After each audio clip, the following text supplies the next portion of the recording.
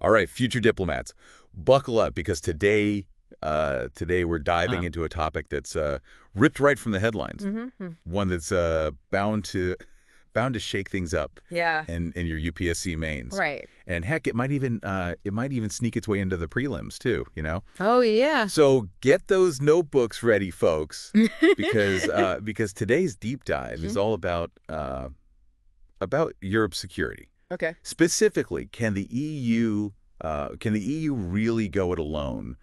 Big question. If the U.S. decides to pack up and reduce its military presence, we're gonna break down this sharp analysis from the Asian Times to really get to the heart of it. Yeah, this is a question with some huge implications, I think. Oh, absolutely. Especially with how the world is shifting away from this, U.S. dominated system. I mean, we're moving towards a multipolar world, right? Where power is kind of spread out among more players, yeah. Several key players, right? All right, so that's the big picture, right? Multipolar world. Yeah. But what does that actually mean for someone who is prepping for the UPSC? Well, think about it this way. All right. Every single relationship, every single conflict, every single negotiation that's happening on the global stage is going to feel the effects of this power shift. Right. Yeah. I mean, alliances are going to shift, trade dynamics, they're going to evolve, and new security challenges. I mean, they're just going to keep popping up. Wow. Yeah. So it's like rich soil for like a really killer essay. Oh, I see. For your mains exam. Yeah. So it's like the whole chessboard is just being kind of jumbled up. Yeah. And we gotta learn the new rules of the game. Mm-hmm.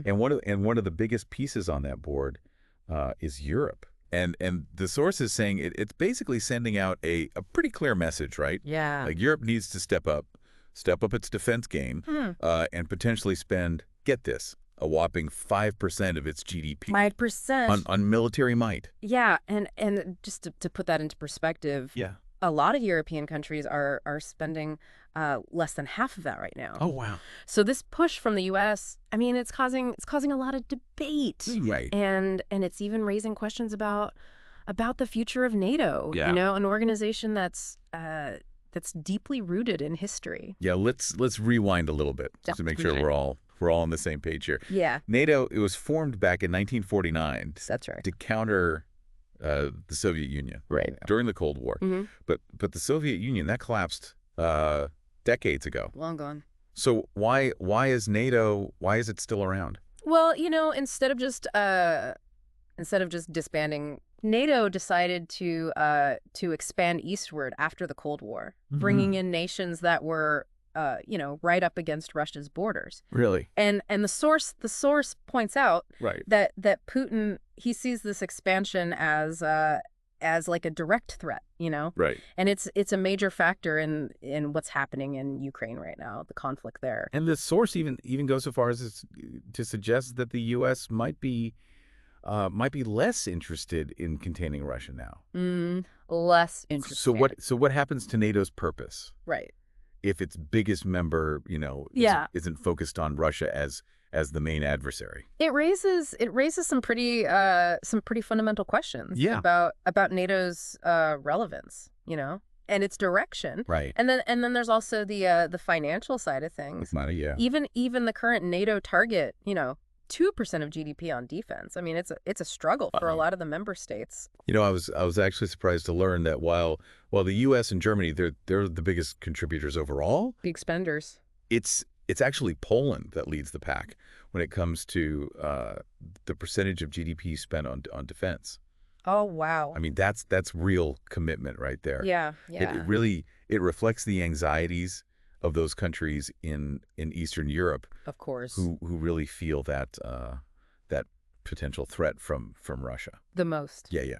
Absolutely. All right, so let's turn our attention now to Ukraine. Okay. Which is really ground zero for this whole debate. Yeah. About European security. Mm-hmm. Now, the source argues that the conflict's origins, they're complex, right? Yeah. It involves the U.S. military-industrial complex, the strategic importance of Crimea, and the West's push for Ukraine to join NATO. It's crucial for any UPSC aspirant to understand these different perspectives, Yep. Not just for the exam, but for developing a nuanced understanding. Of global politics. Nothing is ever black and white. Absolutely. But while we're analyzing the geopolitical chess moves here, it's important to not lose sight of the human cost. Years of war, countless lives lost. So many. The destruction of infrastructure. It's heartbreaking. It's heartbreaking. Yep. And the source goes on to highlight the financial burden that this war has placed on the international community. Right. I mean, who's paying the most to support Ukraine? Can the EU handle this burden if the U.S. Scales back its involvement? Yeah. These are critical questions. They are, and here's a surprising detail. The source mentions that even Japan is a significant contributor. I wouldn't have expected that. Yeah, it really underscores the global ripple effects, of this conflict, which is something that you as a future policymaker you need to be very aware of. Everything is interconnected. Okay, so we've got a world that's in transition. Yeah. We've got potential shifts in U.S. priorities, and we've got this war in Europe that's got global implications. Huge ones. Now, for the $1 million question, does Europe have the military strength to go it alone if it has to? The source actually provides this direct comparison between the EU and Russia in terms of military might. Right. Believe me, the numbers are they're quite revealing. Okay. For example, when it comes to just raw numbers of tanks and artillery, Russia has a clear advantage. Okay, but before we get too deep into those numbers, I think it's worth asking, why does this even matter? Yeah. Why should a UPSC aspirant care about how many tanks each side has? Well, for one thing, it really highlights the potential challenges that Europe would face if it had to defend itself without the U.S. Right. Yeah. Russia's military doctrine. It emphasizes large-scale ground operations. Okay. And their numerical superiority in certain areas could be a big problem. Oh wow. For European forces. So does that mean Europe is doomed if the U.S. steps back? Is there no hope? Not necessarily. While Russia might have an edge in terms of sheer numbers, Europe does have some advantages of its own. Yeah. For instance, the source points out that the EU actually has a larger total number of aircraft than Russia. But it's not just about numbers, right? It's about quality and combat readiness. And there's another big factor here. Oh yeah. Nuclear weapons. Oh, absolutely. Absolutely. Russia has a far larger nuclear arsenal than the combined forces of France and the UK, right? Which are the only European countries with nuclear weapons. Right. So this disparity in nuclear capabilities, I mean, it's a crucial element. Huge. In any potential conflict scenario. Absolutely. The source also makes a point of highlighting Russia's recent surge in military production. They're churning out tanks and artillery at an impressive rate. They are, especially after gaining valuable experience from the conflict in Ukraine. It's true. They've adapted their production lines, and they're rapidly expanding their capabilities, particularly in areas like drone technology. This raises a really important question for our listeners, especially those aiming for the UPSC. Yeah. Could Europe match this pace of production and innovation if it needed to? Right. Think about the economic and industrial challenges involved in such a shift. It's not a simple task, Right. Europe has a strong industrial base. Yeah. But it's geared more towards civilian production. Okay. So shifting to a wartime footing, it would require a major restructuring and a significant investment of resources. It's like trying to turn a luxury liner into an aircraft carrier overnight. You've got the basic structure, but the functionality totally different. Completely different. And we can't ignore the historical context here. For decades, Europe has relied heavily on the U.S. for its defense. The source really dives into this, highlighting the sheer scale. It's massive of the U.S. military presence in Europe. Thousands of troops stationed all across the continent. Everywhere. Major bases in Germany, Italy, the U.K., not to mention the presence of tactical nuclear weapons. I mean, it paints a picture of a continent that's grown accustomed to having Uncle Sam's shield protecting it. Oh, for sure. And it's not just boots on the ground. No. The U.S. provides essential intelligence, logistical support, and strategic leadership. If that were to disappear, would Europe be ready to fill that void? Yeah, I mean that's the big question, right? that's the crux of the matter. That's what it all comes down to. It's almost like Europe has been outsourcing its security to the U.S. and now it's facing a potential bill that it might not be ready to pay. Right, and the source actually doesn't just leave us hanging with that unsettling thought. It actually outlines 2 possible scenarios for Europe's future. Interesting. Both of which have major implications for our UPSC preparations. Absolutely. Okay, so the first scenario, it revolves around what the source calls Trump's transactional approach to foreign policy. Okay, so for those of us who might not be fluent in Trump speak, can you unpack what transactional means in this context? Sure. It's all about leverage and getting the best deal, even if it means using pressure tactics. Imagine the U.S. threatening to withdraw troops. Unless European nations increase their defense spending or buy more American weapons, it's a way of forcing Europe's hand. Even if it creates friction within the EU or strains transatlantic relations. So it's a bit of a tough love approach. It is. But could it actually work? It might. Could it be the push Europe needs to finally get serious about its own defense? It's certainly a possibility, faced with, the potential loss of U.S. support. European nations, they might be compelled to pool their resources, invest in their own defense industries, and develop a more coherent and independent security strategy. So in a way, this transactional approach could be the catalyst for a more self-reliant Europe. It could be, even if it comes with some growing pains. For sure. But what's the alternative? What does the second scenario look like? The second scenario is even more radical.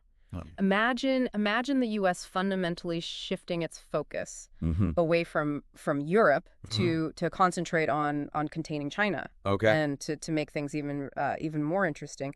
Imagine the U.S. attempting to draw Russia away from China's orbit. Whoa. Now that's a geopolitical earthquake. It's a big one. It is. What would that mean for Europe? I know. It's like being left at the altar. Just as the wedding vows are about to be exchanged. Exactly. It would leave Europe in a very precarious position, forced to confront its security vulnerabilities without its traditional safety net. Think about the potential consequences. New alliances forming. Existing ones fracturing. A scramble to develop a credible defense strategy. And maybe even a push for a European nuclear deterrent. Oh, potential. Which the source mentions but doesn't really explore. Yeah. This scenario is like a powder keg of possibilities, both exciting. Oh yeah. and terrifying at the same time. At the same time. It would be a defining moment for sure for the European project. Mm-hmm.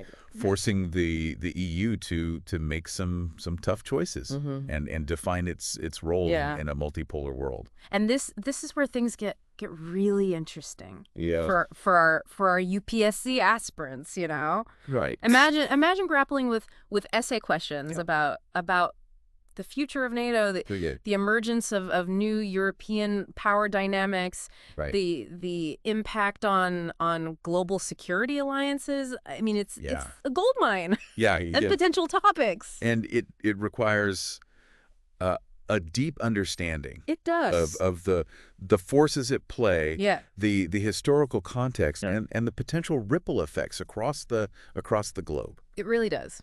Okay, so we've covered a lot of ground here. We have. We've talked about the shift to a multipolar world, the uncertainty surrounding NATO, right. the complexities of the conflict in Ukraine and the stark reality of Europe's current military capabilities.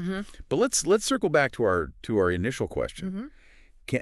Can Europe truly go it alone?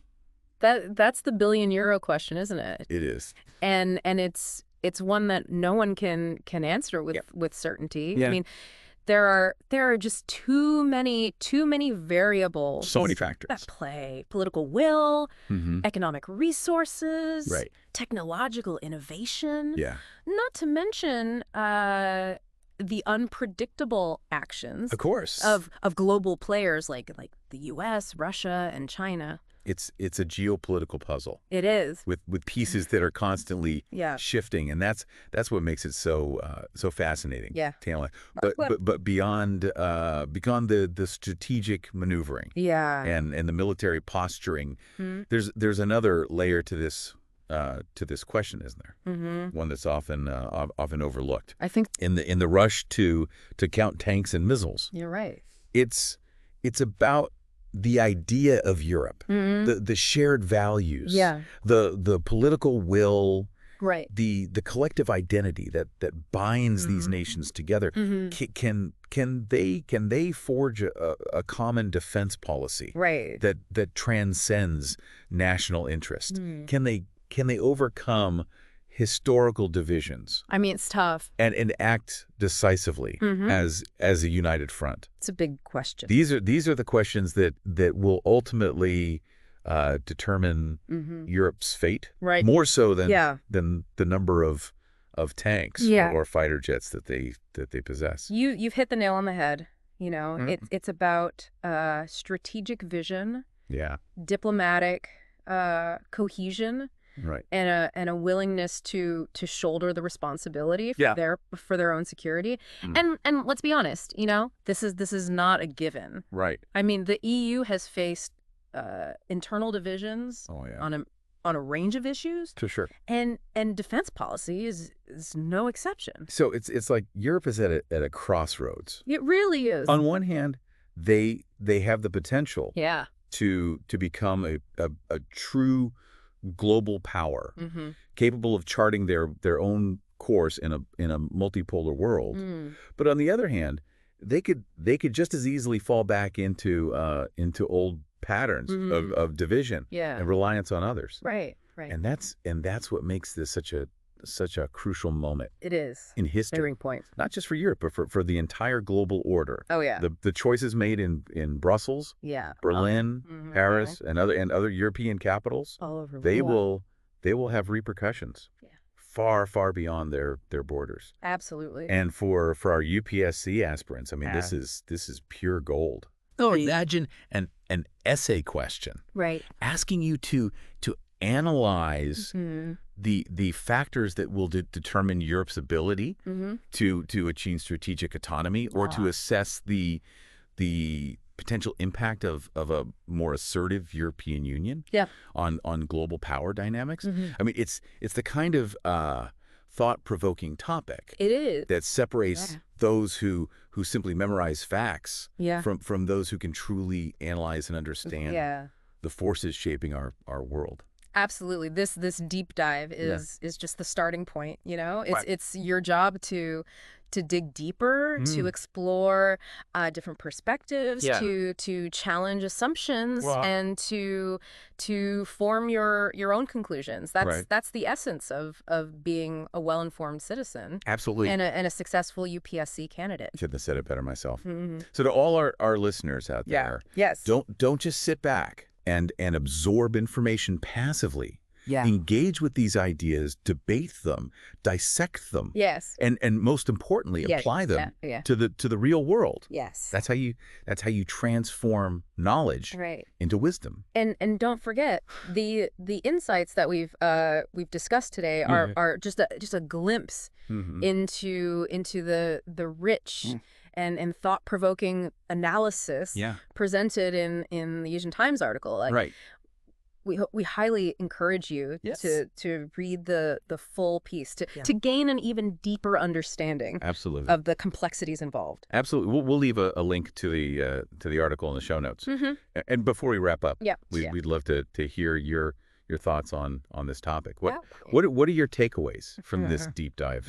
Do you think Europe is ready to step up and take charge of its own destiny? Big question. Share your insights in the comments section below, and let's keep this conversation going. Let's do it. We're always eager to hear from our listeners. We are. So please don't hesitate to leave your questions, your comments, and even your disagreements. You want to hear it all. Engaging in thoughtful dialogue is how we all learn and grow. For sure. And if you found this deep dive helpful in your UPSC journey, don't forget to hit that like button. That's right. And subscribe to our channel, please, for more insightful discussions on critical global issues. We've got more coming. We've got a whole lineup of exciting topics coming your way. So stay tuned. Stay tuned. Until next time,